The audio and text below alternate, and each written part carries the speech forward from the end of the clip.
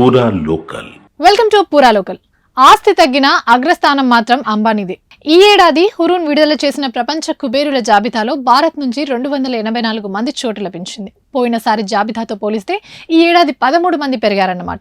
వారి సంపద కూడా గతేడాదితో పోలిస్తే 10% వృద్ధితో 98 లక్షల కోట్లకు పెరిగింది. ఈ అంచనాతో మన దేశ జీడీపీలో 3వ వంతుతో సమానం. ఈ జనవరి 15 నాటికి ఆస్తుల విలువ ఆధారంగా బిలియనియర్లకు ర్యాంకింగ్లు కూడా కేటాయించినట్లు హురూన్ తెలిపింది.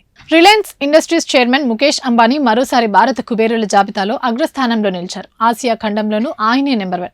అంబానీ ఆస్తి $10,000 కోట్ల, అంటే మన కరెన్సీలో 8.6 లక్షల కోట్లు. గత ఏడాదితో పోలిస్తే ఆయన ఆస్తి 13% తగ్గినప్పటికీ తన అగ్రస్థానాన్ని మాత్రం కాపాడుకోగలిగారు. అయితే ఈ ఏడాది ప్రపంచ టాప్ 10లో మాత్రం అంబానీ చోటు మిస్ అయ్యారు.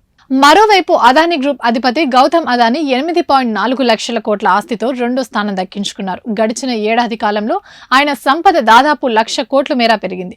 భారత బిలియనియర్లలో విలువ పరంగా అత్యధిక సంపద వృద్ధి ఇదే. ప్రపంచ ర్యాంకింగ్ లో ఆయనకు 18వ స్థానం లభించింది. ఇక 3వ స్థానాన్ని HCL tech chairman Roshni Nadar 3.5 లక్షల కోట్ల నెట్వర్క్ తో కైవసం చేసుకున్నారు. దేశంలోని అత్యంత సంపన్న మహిళ తానే. ప్రపంచంలోని టాప్ 10 సంపన్న మహిళల్లోనూ రోష్ని 5వ స్థానంలో నిలిచారు. అత్యధిక మంది బిలియనియర్లున్న దేశాల్లో భారత్ 3వ స్థానంలో ఉంది. 870 మంది బిలియనియర్లతో అమెరికా అగ్రస్థానంలో నిలవగా 823 మంది బిలియనియర్లతో చైనా 2వ స్థానం దక్కించుకుంది. ఇవి ఇప్పటివరకు ఉన్న అప్డేట్స్. మరిన్ని అప్డేట్స్ కోసం చూస్తూనే ఉండండి పూరా లోకల్.